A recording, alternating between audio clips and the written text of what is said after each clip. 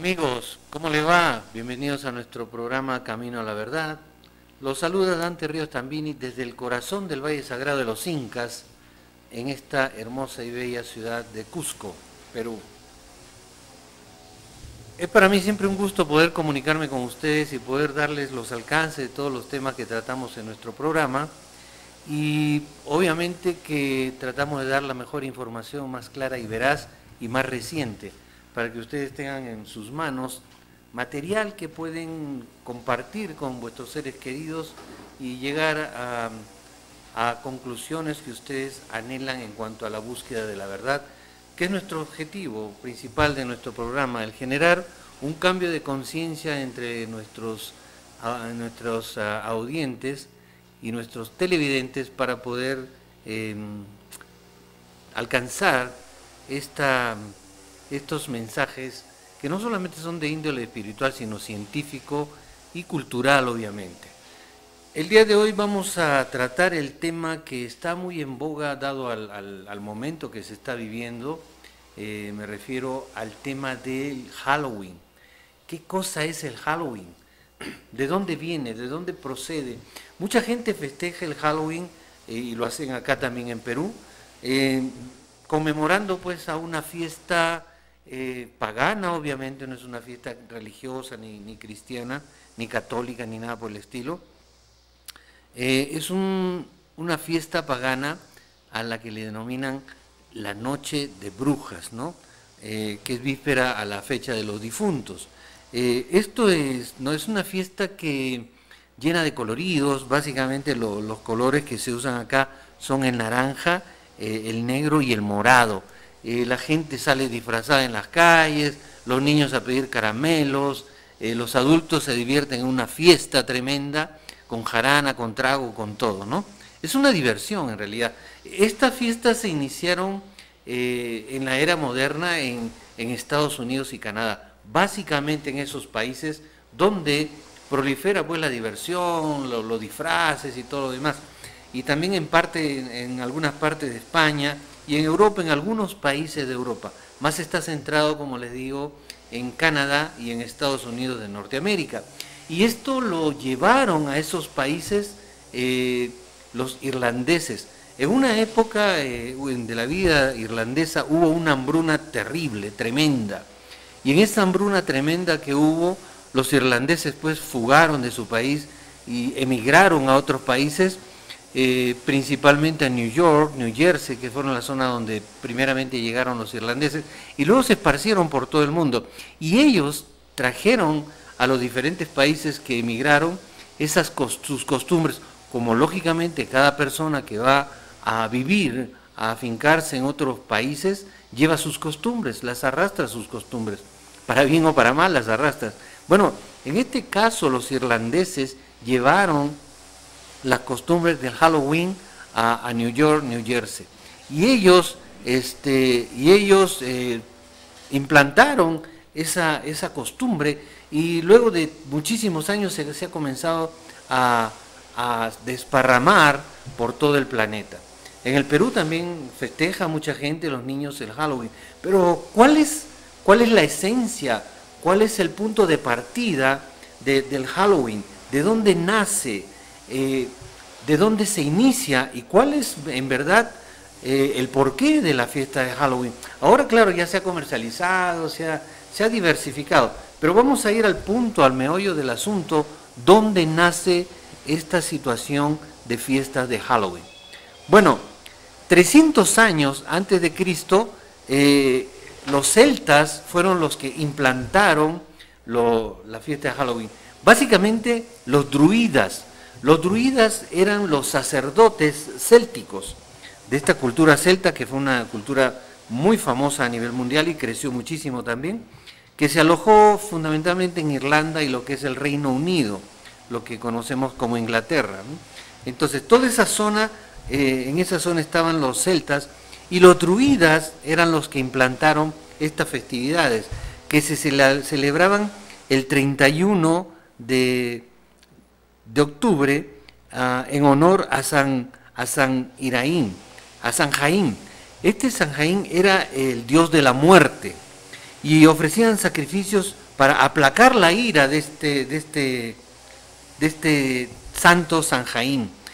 Ahora, los celtas creían que el mundo físico se unía con el mundo espiritual justamente el 31 de octubre, de tal manera que los espíritus malignos podían venir al planeta y dañar sus vidas y la de sus familias. Esa era la creencia. Por tal razón, los druidas ofrecían sacrificios a San Jaín, pero con la intención de apaciguar la ira de estos espíritus malignos. Ellos pasaban casa por casa preguntándole a la familia si ofrecían sacrificios a San Jaín. Y la familia decían, sí, ofrezco sacrificios. Entonces, y otros decían, no, obviamente. A los que decían sí, ellos le obsequiaban una fruta o legumbre con una vela dentro. De ahí viene pues de las calabazas, con la vela dentro, con dibujos un poquito fantasmagóricos, ¿no? Con figuras fantasmagóricas. Entonces, esta ofrenda que los druidas le entregaban a la familia era para que se defiendan y que los espíritus malignos no invadan su casa ni dañen sus cosechas. Entonces, esta era la manera de frenar a los espíritus malignos de los ataques, ¿no?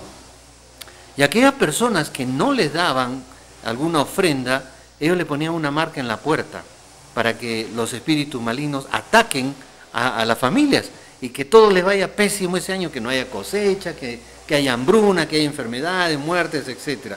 Entonces la gente por temor a esas ideas que los druidas preconizaban en ese momento, la gente daba ofrendas. Ahora, dicen algunos escritos de historia de estas épocas de los druidas, que las ofrendas eran a veces sacrificios humanos también. Esa parte pues es un poco dura. Sí, le decían que eran unos sanguinarios los druidas, pero no hay nada claro referente a eso, pero sí la ofrenda de la calabaza. Entonces ahora podemos entender de dónde viene lo de la calabaza con velas, claro, ahora le ponen foquitos de luces, de colores y todo, pero de ahí viene, de la ofrenda para defenderse de los espíritus malignos, que ese día, como que se dicen ellos, que se abría un portal y los espíritus malignos bajaban a la tierra y se enfrentaban para adueñarse de las familias y de todo lo que ellos tenían. Ahora, también dice que en esa época los druidas se vestían de unos ropajes de carneros, de lobos, de animales, de osos, se ponían encima, porque los espíritus malignos así no se daban cuenta de que eran unos seres comunes y corrientes, y pensaban que eran parte de ellos porque eran malos, y se ponían ropas así medias estrambóticas y que causaban temor, para hacerse sentir como malos, como demonios malos. Entonces los espíritus malignos no los tocaban. De ahí es donde vienen los disfraces. Los disfraces vienen desde esa época también, y ustedes vean los disfraces, claro, ahora hay de Superman, de Batman, de la Cenicienta, disfraces suavecitos, ¿no? Pero en aquel entonces los disfraces eran bien fuertes, muy fuertes, ¿no? Como demoníacos. De ahí vienen las costumbres actuales de los disfraces. Entonces ya sabemos del por qué tenemos las calabazas y el por qué tenemos los disfraces en la actualidad. Ahora, la palabra Halloween, ¿de dónde viene? Viene de la expresión inglesa All Hallows Even, que quiere decir víspera de todos los santos. Y ahora, con el tiempo, pues la palabra Halloween se ha modificado y la han actualizado, y la palabra All Hallows Even se ha transformado en Halloween, ¿no?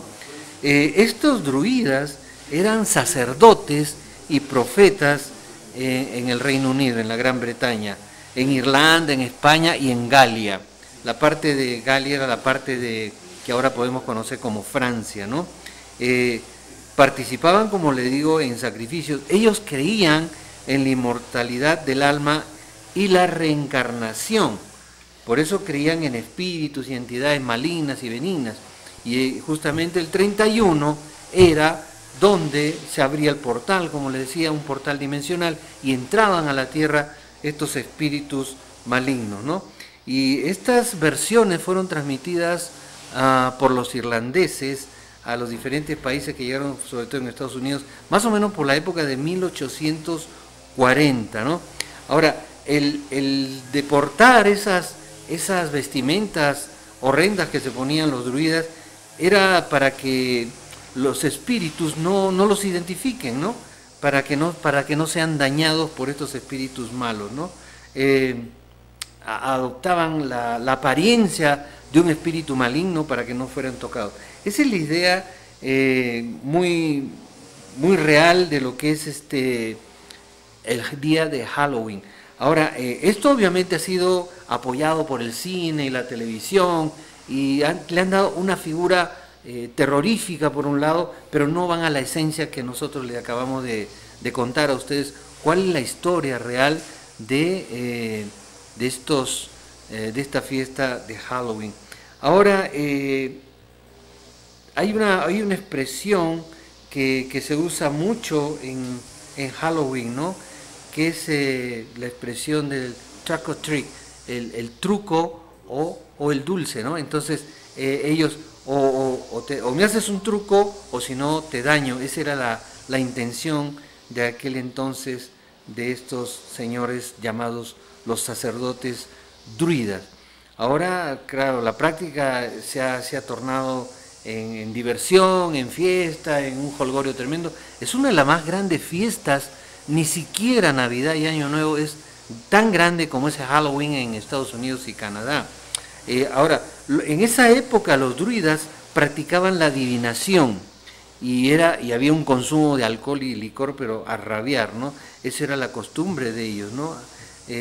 Aparte de adoptar las apariencias de los demonios, de los espíritus malignos.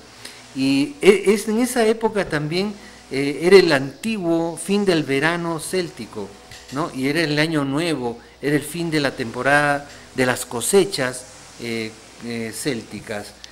Siempre eso de trick or treat, ¿no? El truco o trato, que es la leyenda celta donde todos los espíritus de los difuntos eran libres de vagar en la noche de Halloween, y uno tenía que decir esa palabra, truco o trato, es decir, o te hago un truco, te hago una maldad, o haces un trato conmigo. Esa era la cuestión.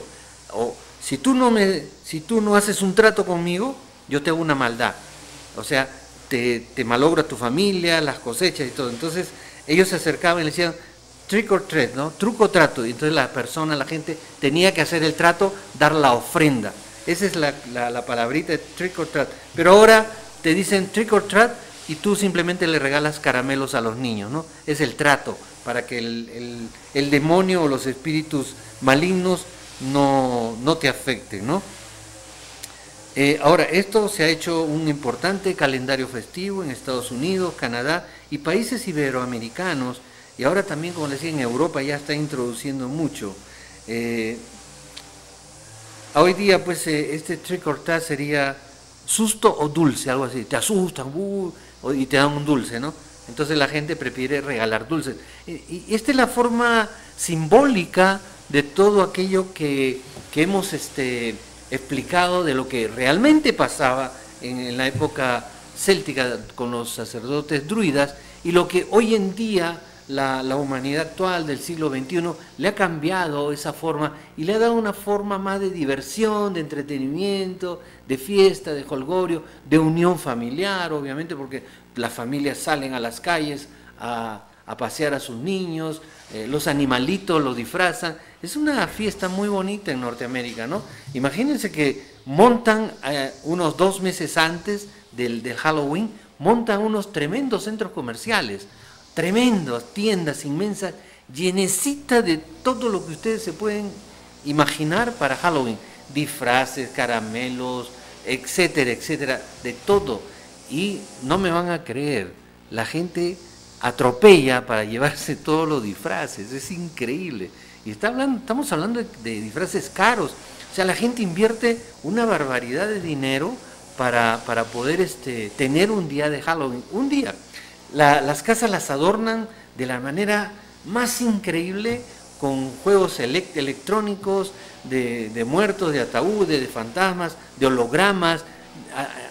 No, es una cosa impresionante en Norteamérica, Cuando uno se pasea por las calles en esta época de Halloween, es impresionante ver las casas, el gasto de dinero que hace esa gente cada año para celebrar Halloween, tanto en la vestimenta como en las tremendas fiestas que arman y como todo el armado y decoración de las casas en Norteamérica. Es una fiesta, realmente una gran fiesta, cosa que antiguamente era un susto muy grande para la gente, el poder pensar, y les hicieron creer a todos que los espíritus malignos rondaban la tierra.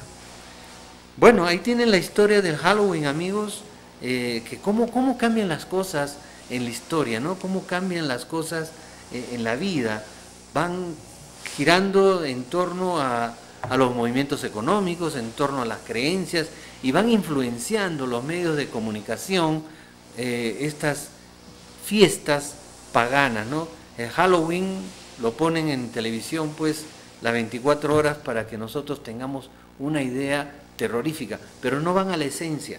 La esencia fue hace 300 años antes de Cristo, cuando los celtas, cuyos sacerdotes eran los druidas, implantaron el Halloween como un día especial en el cual se abría un portal dimensional y los espíritus venían, malignos y benignos, venían a la tierra a compartir con los seres humanos.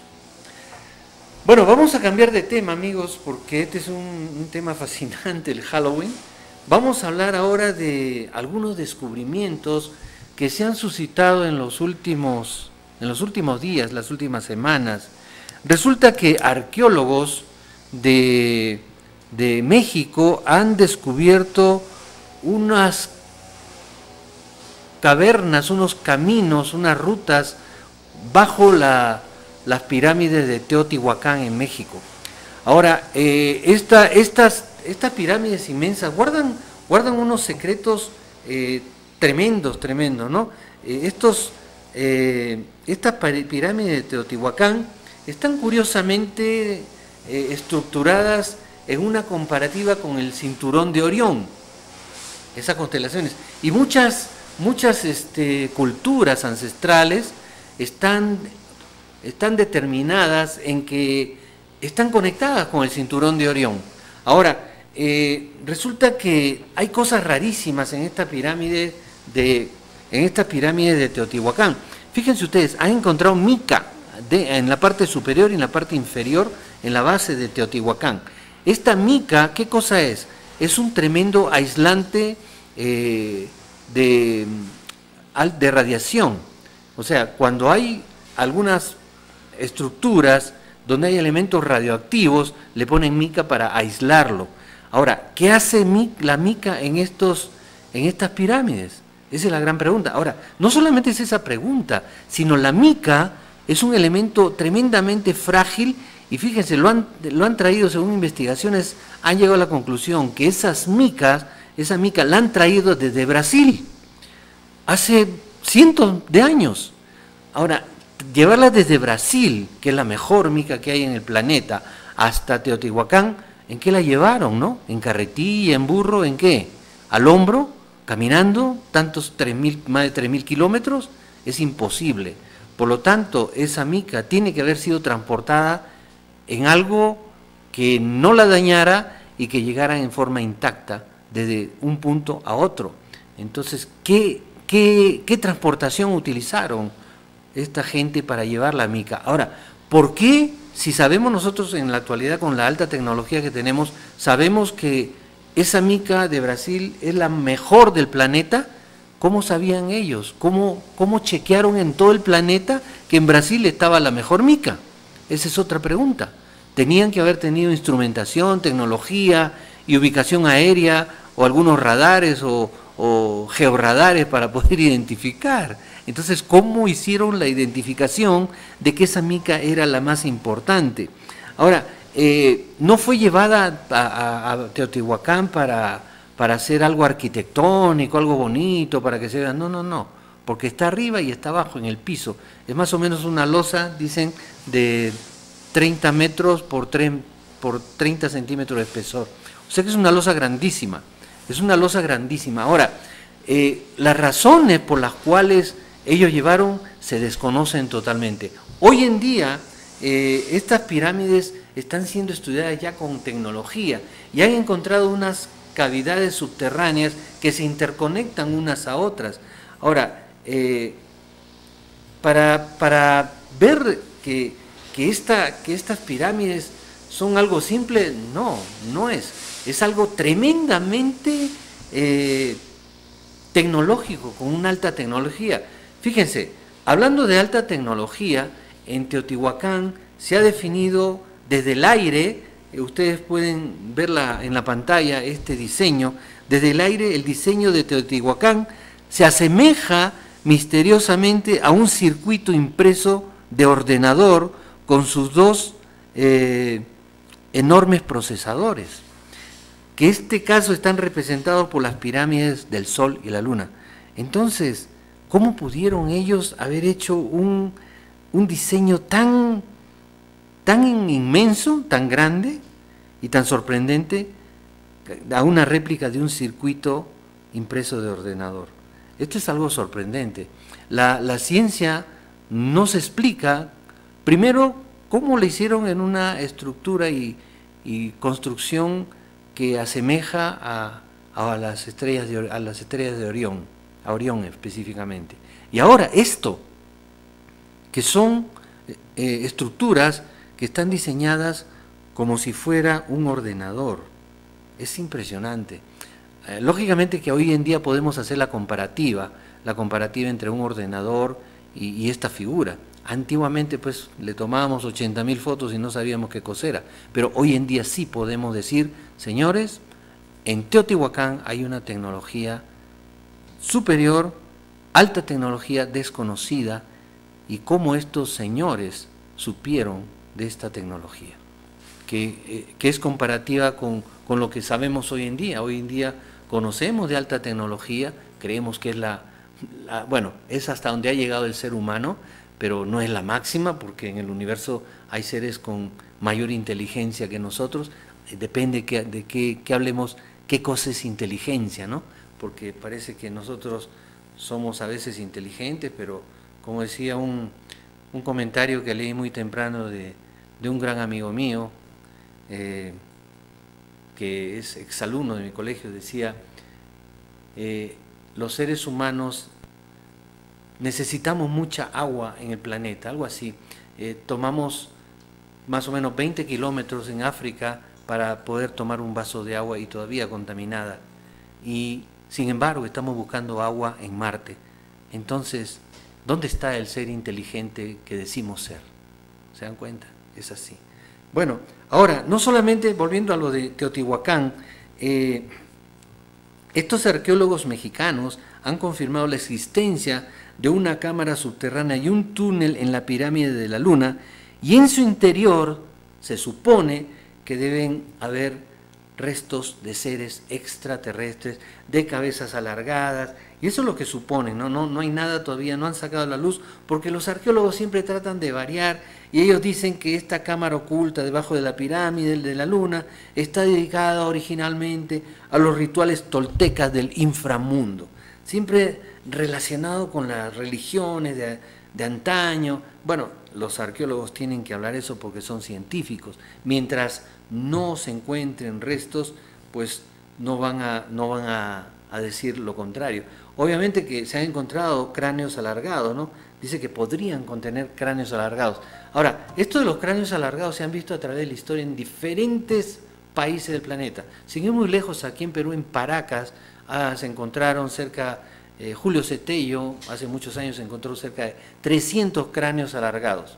Y esos cráneos alargados no son como nuestros cráneos, es una sola pieza, y además son alargados, con una masa interior alargada.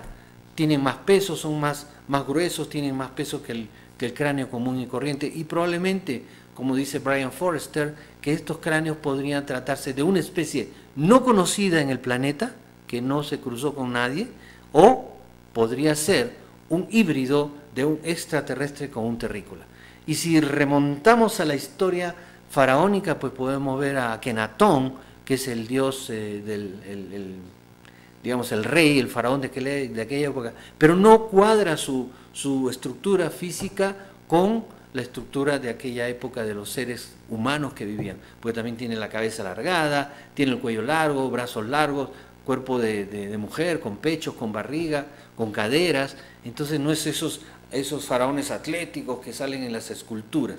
Pero dicen que este rey Akenatón no pertenece a la cultura egipcia, a la época faraónica, sino a la época prefaraónica, donde hubieron dioses que vinieron del espacio y crearon una gran cultura faraónica. Esto fue más o menos, gobernaron alrededor de 23.000 años los dioses del espacio en la época prefaraónica.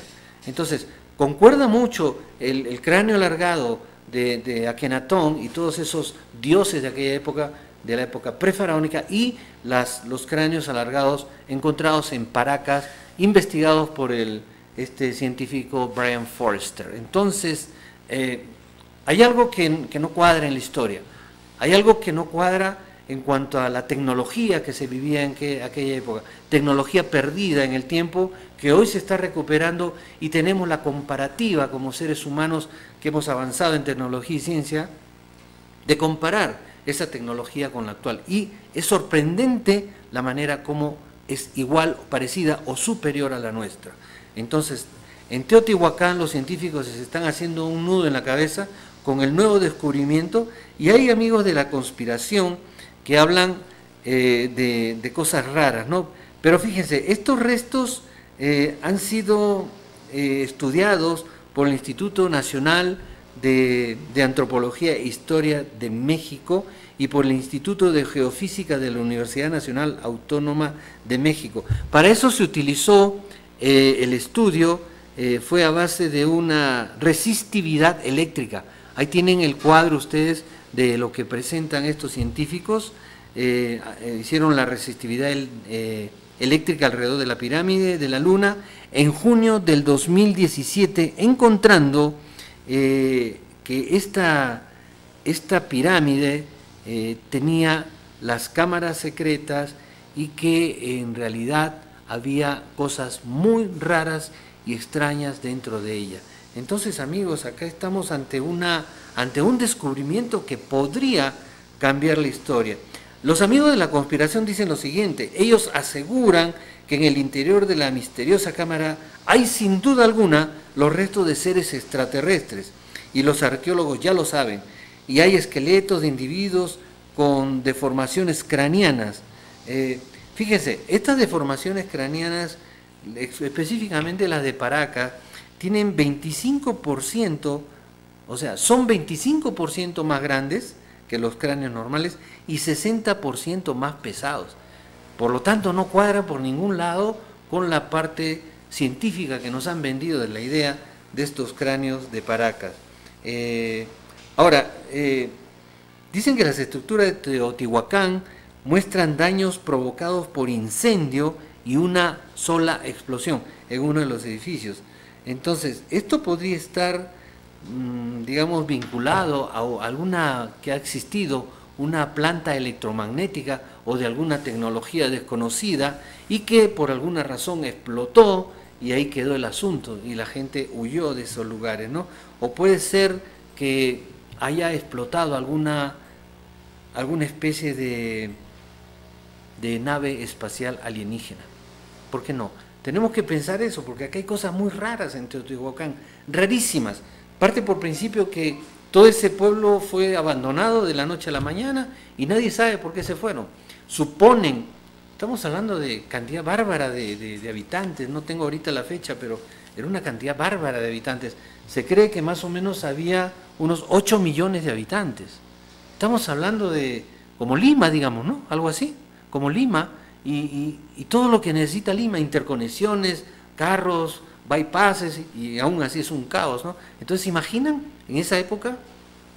8 millones de personas más o menos por ahí. Entonces, ¿de qué estamos hablando? ¿Cómo se pudo mantener esa gente? Y lo peor de todo es que cómo desapareció de la noche a la mañana.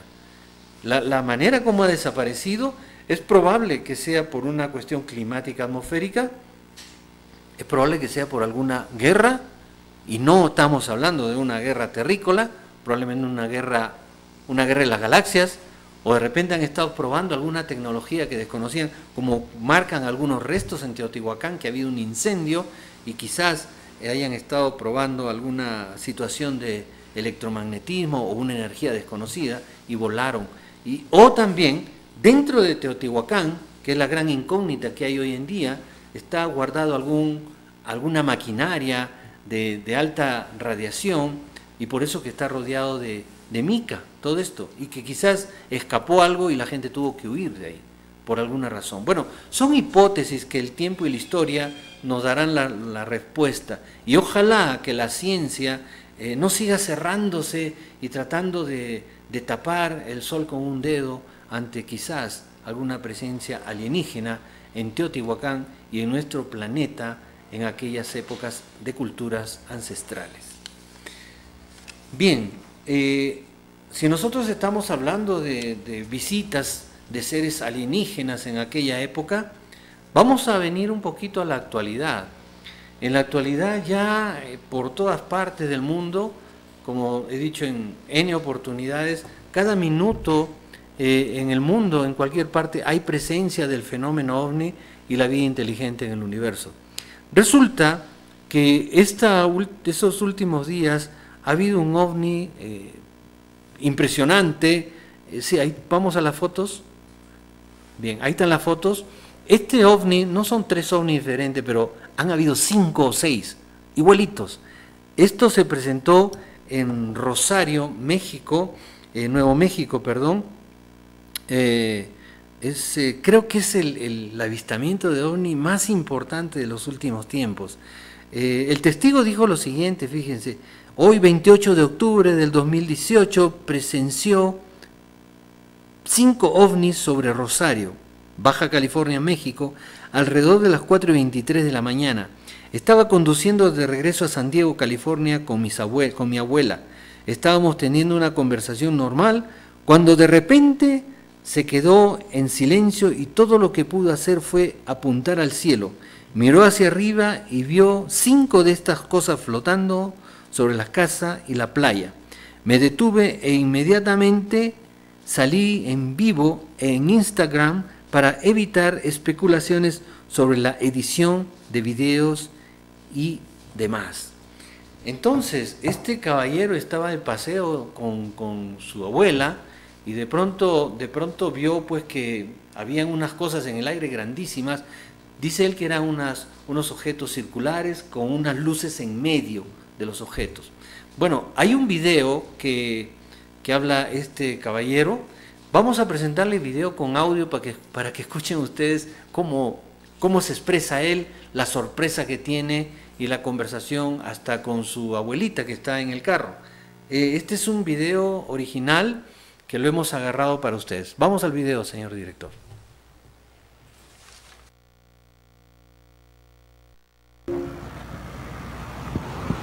¿Detrás de La Palma?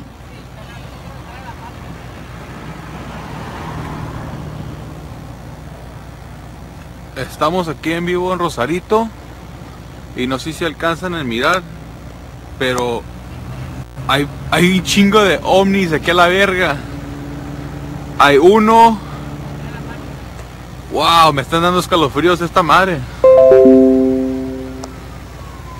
Hay un chingo de policías por todos lados. A ver, ¿cuántos hay? ¿Cuántos hay? Hay varios, abuelita, hay varios.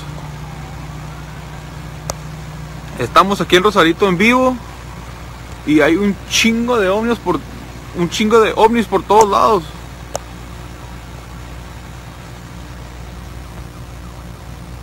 No se mueven. Ahí hay otro, era.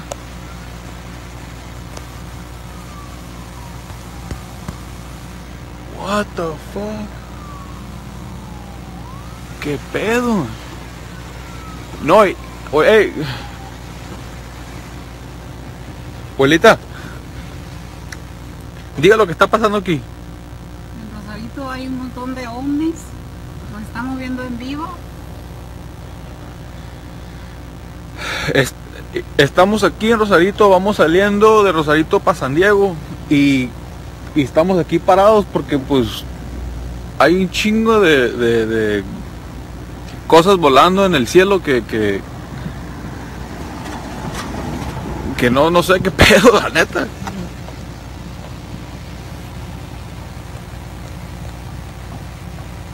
Ahí está uno,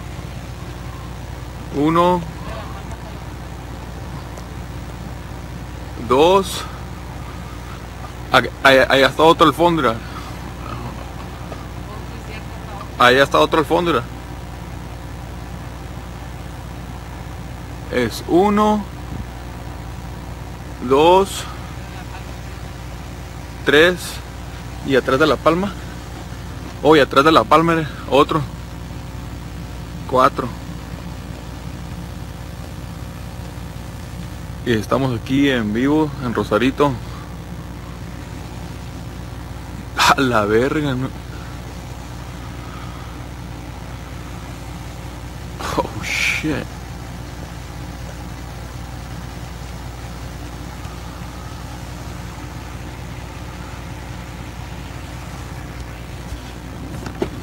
¿Qué pedo, puta? Yo no lo he visto. Bien, me decían que aquí no se todavía, pero nunca lo había visto.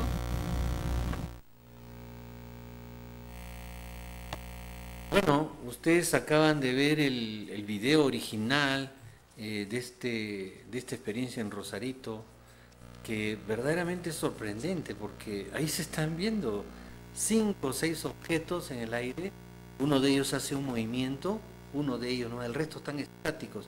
Ahora, no termina el video ahí porque hubiera sido interesante ver qué pasó después, si estos desaparecieron, porque a veces hay objetos voladores no identificados como estos que aparecen de la nada y luego así como aparecieron, se desintegran, desaparecieron.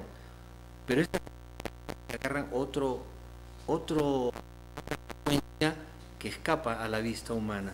Ellos manejan los mundos multidimensionales con una facilidad y sus aparatos funcionan a ese nivel, ¿no? Se integran, se desintegran, o quizás agarran los agujeros de gusano y se van y desaparecen a nuestra vista, pero físicamente desaparecen, pero físicamente pasan a otra dimensión o a otra latitud del universo.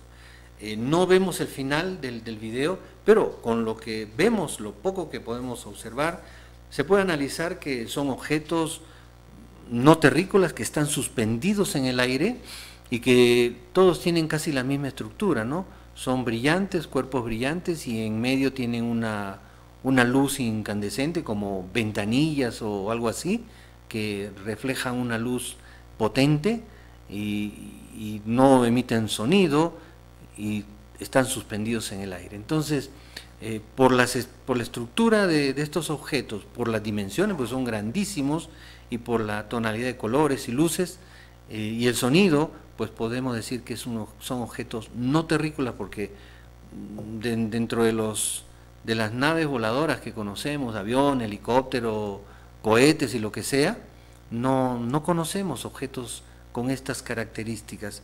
Por eso que para mí es un video que guarda todas las garantías de ser una de las expresiones más claras de la presencia de naves no terrícolas en nuestro planeta. Y México es una de las ciudades donde más avistamiento ovni existen.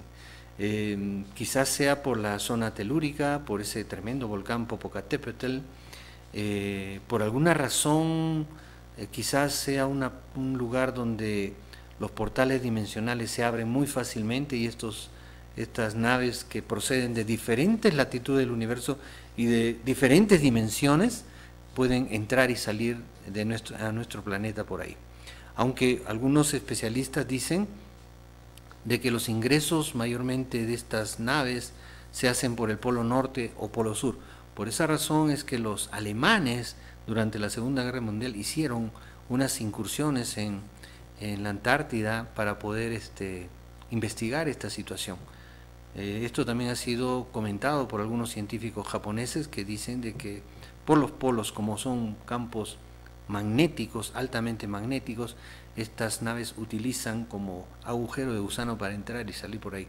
Pero México es uno de los 5 países donde hay mayor frecuencia de avistamiento del fenómeno ovni en el planeta, y dentro de esos 5 también está nuestro país, el Perú, como uno de los países donde hay también mucho avistamiento del fenómeno ovni. Pero México es a cada rato, ¿no? Ellos tienen constantemente estos avistamientos. Bueno, también hay escépticos, ¿no? No podemos dejar de lado la opinión de los escépticos. Los escépticos dicen lo siguiente: si ustedes ven bien las fotos, podemos poner las fotos, señor director, para poder explicar un poquitín. Estas fotos que tenemos, se ve claramente que son 3 objetos, ¿no? Si la vemos bien, pues parecen ovnis. Pero los escépticos dicen que este señor que tomó las fotos y que filmó con su abuelita estos ovnis, ha estado cerca a un campo de fútbol, y que esas luces son las luces del campo de fútbol. Ahora, hasta ahí podríamos decir, bueno, puede tener razón, pero ¿cómo me explica que una de las luces se movió? Entonces ahí sí podemos descartar su opinión. Pero queríamos dejar en claro esto porque en las redes sociales la gente bombardea de cosas y de opiniones, y siempre es bueno que ustedes vean el otro lado del río también, ¿no? Lo que opinan los escépticos. A ellos no les va a cuadrar nada de decir que estos son ovnis, pero de todas maneras lo ponemos sobre el tapete para que ustedes analicen y saquen sus conclusiones. No tengo el informe, y en todos lados que he buscado, si es que cerca a donde este caballero tomó a estos ovnis existe un campo de fútbol. De todas formas, si existiera el campo de fútbol, también podríamos decir, primero, como les dije, ¿por qué se movió uno de los objetos estos raros? Y segundo, ¿dónde están, si son luces del campo de fútbol, dónde están las torres que sostienen esas luces? Tampoco se ve. Y el cielo está durante esa noche oscura, obviamente, pero está claro para poder definir si habían o no habían alguna torre que soportara estas extrañas luces. De todas maneras, es un avistamiento bastante interesante, y que cada vez y cada día se hacen mucho más evidentes para el ojo humano. Estos seres están tratando de decir, señores, estamos aquí por alguna razón. Bien, amigos, vamos a pasar a otro punto ahora. Hemos hablado muchas veces en nuestros programas sobre la reencarnación, ¿no?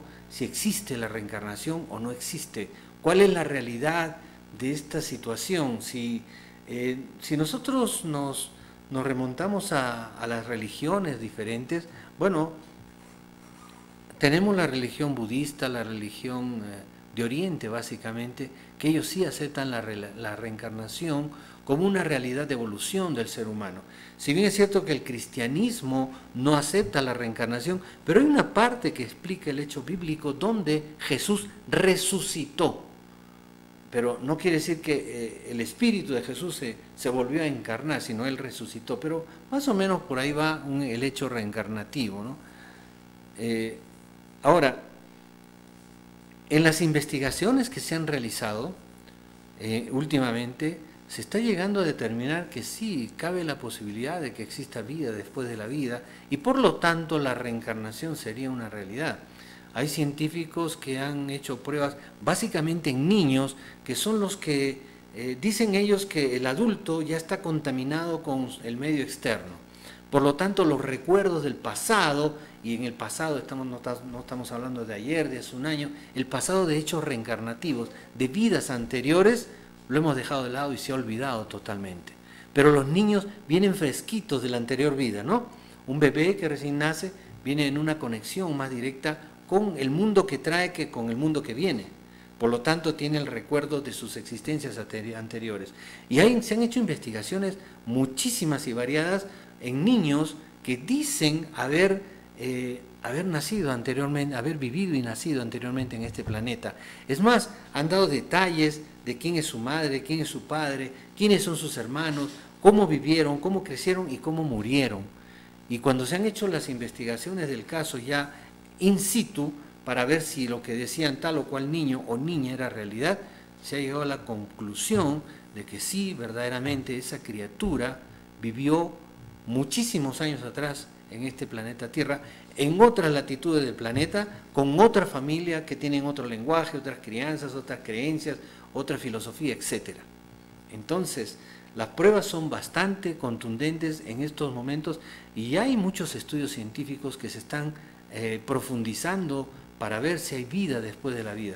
Y yo soy uno de los convencidos de que esto es una realidad, porque si somos energía, somos materia, materia por lo tanto somos energía, y la energía no se destruye sino se transforma. Entonces, atómicamente debemos transformarnos en algo o en alguien que pasa a otro nivel diferente a este mundo tridimensional, a otro mundo multidimensional o de la cuarta o quinta dimensión, y luego por algunas circunstancias que sí es muy fuerte de meterse a dar una opinión clara, reencarnamos en este planeta. De ahí viene la reencarnación. Ahora, hay casos, cientos de casos de estos, pero hay uno en específico que yo he tratado de sacar para ustedes, es la reencarnación del Carl Edon. Este es un niño de 5 años que afirmó durante toda su vida que él había sido un piloto nazi. Ahí tienen la foto de Carl Edon. Este caballero, a los 5 años, fíjense, le voy a contar la historia de él, ¿ya? A los 5 años su madre, Val se llamaba su madre, vio que este Carl Edon había hecho una serie de dibujos raros, ¿no? Y cuando su mamá comenzó a ver bien los dibujos, se dio cuenta que eran insignias de la Fuerza Aérea, un águila con alas estiradas, etc. También tenía una esvástica, eso es lo que le llamó la atención a la mamá. A los 6 años su padre Jean vio un dibujo de una cabina de avión perfectamente detallada, inclusive en la parte inferior tenía los lanzabombas y específicamente era un Messerschmitt, que era un bombardero y avión de reconocimiento marítimo desarrollado en Alemania durante la Segunda Guerra Mundial. Ahora, este muchachito a la edad de 2 años tenía pesadillas, ¿no?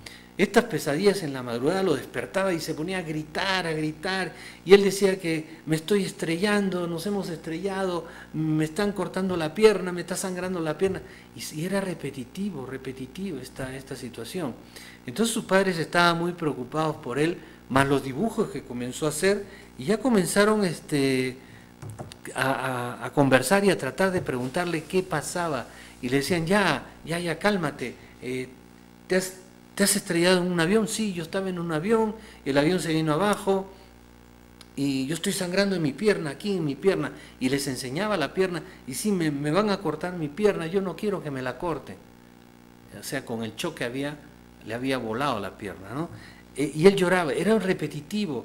Luego seguía haciendo dibujos y más dibujos, y una vez le habló a un amigo en la escuela, que él había sido un piloto nazi, y que él había tenido un choque y se habían estrellado y habían muerto sus compañeros y él también, y a él le habían amputado la pierna. O sea, repetía lo mismo y con detalles, es decir, tenía los detalles de la nave, cómo era del avión, tenía los controles, los dibujaba perfectamente, le explicó a su padre cómo era. El chico revivía, cada momento que hablaba vivía con ese corazón militar de la Fuerza Aérea Alemana de la Segunda Guerra Mundial. Y a su amigo le contó que él había sido un piloto y que no sé qué, que no sé cuánto, todos los detalles. Y resulta que en el colegio lo comenzaron a fastidiar. Incluso él cuando saludaba como nazi, ¿no? Con la mano arriba. Y él hablaba mucho de un personaje y lo describía como era. Y si vemos en la actualidad, simple y llanamente era Hitler, el personaje que era su ídolo de él. Entonces, todas estas cosas de su padre, que había visto en él los dibujos, su mamá también, los llevó a los papás ya cuando él tenía más o menos 7 años, él seguía hablando de lo mismo, seguía hablando, y en su colegio lo comenzaron a fastidiar. Y luego, como hablaba mucho, le hicieron una entrevista en un periódico, en televisión, y un científico trató de ayudarlo, porque era un especialista en el hecho reencarnativo. Y este señor, el doctor Stevenson, él dijo que le iba a hacer los estudios, y comenzó a hacerle las investigaciones, los estudios de este muchacho, pero a la edad de 13 años, como que él se fue olvidando y ya no hablaba mucho, aparte que sus amigos lo fastidiaron, él abandonó el colegio, y el doctor Stevenson llegó a la conclusión de que este niño era un caso verdadero de reencarnación. Él lamentó mucho que este chico ya no quiso hablar más del tema y se retiró, ¿no? Pero él llegó a esa conclusión. Hablaba de detalles como el pueblo donde vivió, quién era su madre. Él no sabía el nombre, no se acordaba el nombre, pero la describía perfectamente a la mujer esta y a su familia. El pueblo, él decía que había sido agricultor, y todos los detalles lo contaba con una precisión extraordinaria. Ahora, no había pruebas para comprobar, salvo las investigaciones del doctor Stevenson, pero en estas pruebas era muy difícil de llegar a conclusiones. Pero en una oportunidad estuvieron unos trabajadores haciendo unos cambios de unas líneas de desagüe, ¿no? De agua y desagüe. Y comenzaron a excavar, y al fondo encontraron una especie de paracaídas. Y siguieron excavando y encontraron una nave, un avión. Era de la Segunda Guerra Mundial. Y según todos los detalles que investigaron del avión, el avión se había estrellado y habían muertos. Y encontraron unos huesos. Analizaron los huesos, y uno de los huesos era de un piloto de la Fuerza Aérea Alemana, un tal Heinrich Richter. Fue identificado, y este avión se había estrellado, y las características que decía Carl en sus sueños eran exactamente igual a las características del accidente de este avión donde habían encontrado el cuerpo de Heinrich Richter. Lo curioso, más curioso, entonces los padres se inquietaron con esta noticia y fueron a buscar al periodista y a todos los demás para averiguar quién era, y había una foto de este tal Heinrich Richter. Y esa foto, cuando los padres lo vieron, casi se caen de espaldas, porque la foto era igualita la cara a la de su hijo. Ahora, su hijo, cuando nació su hijito, este muchacho que tenía los sueños y que él decía que había sido un soldado nazi, describía el uniforme, los detalles, pero con una precisión extraordinaria. Carl Edon, cuando nació, él tenía ojos azules, era medio colorado, blanco, el pelo medio rojizo y todo lo demás, ¿no? Y sus hermanos eran diferentes, normales, digamos normales, ¿no? Pero eran diferentes, tenían el cabello negro, eran piel un poquito más oscura. Su cara y su rostro y su cabello no cuadraba con sus hermanos. Y cuando, ahí lo tienen, fíjense los hermanos, no cuadra. Y cuando vieron la foto del nazi que encontraron en el avión, era tal cual, igualito. Y sus padres se quedaron totalmente sorprendidos. Este es un caso de reencarnación con rasgos físicos iguales. Hay otros casos de reencarnación con rasgos físicos diferentes, e incluso hay casos de reencarnación donde anteriormente dicen las personas haber sido mujeres y ahora son hombres, o viceversa. Entonces este es un caso muy, muy significativo, y la historia que les acabo de contar es todos los detalles que han habido durante la investigación de los padres y el encuentro de esta nave que cuadra pues ya con la información de que este tal Carl Edon había sido anteriormente Heinrich Richter, un piloto de la Fuerza Aérea nazi, y que murió en un accidente. Ahora, lamentablemente, a la edad de 37 años murió Carl Edon en una situación muy confusa, según los informes que existen, que fue apuñalado 37 veces y murió desangrado en un problema que tuvo con un compañero de trabajo que no se sabe qué cosa sucedió, no hay detalles, pero murió a la edad de 37 años. E inclusive cuando él les hablaba a sus padres, que había sido un piloto nazi, le enseñó la pierna, y en la pierna que había sido amputada durante este accidente tenía una mancha roja, como que tenía una mancha roja con unos colores medio raros en la pierna que le había sido amputado. Hay muchos detalles que concuerdan para llegar a una conclusión que realmente Carl Edon fue un hecho de reencarnación viviente. Bueno, ahí les dejo a ustedes. Es una historia para mí fascinante, que llega a conclusiones fascinantes y que nos podría dar una pista en que realmente la reencarnación es un hecho real y contundente. Bien amigos, eso es todo por hoy. Espero que haya sido de vuestro agrado nuestro programa. Estamos aquí en el Valle Sagrado, En Radio TV Color, cualquier información, ustedes nos pueden escribir a nuestro correo que es ovnigal@me.com y podemos contestarle cualquier interrogante. Visítenos en Facebook y en YouTube también subimos todos nuestros programas a Ovnigala, ¿ok? Así que los esperamos en YouTube, Camino a la Verdad, Dante Ríos Tambini, en YouTube. Amigos, muchísimas gracias y tengan un bonito día, que el universo los proteja. Estuvo con ustedes Dante Ríos Tambini desde el corazón del Valle Sagrado. Muchas gracias y hasta pronto.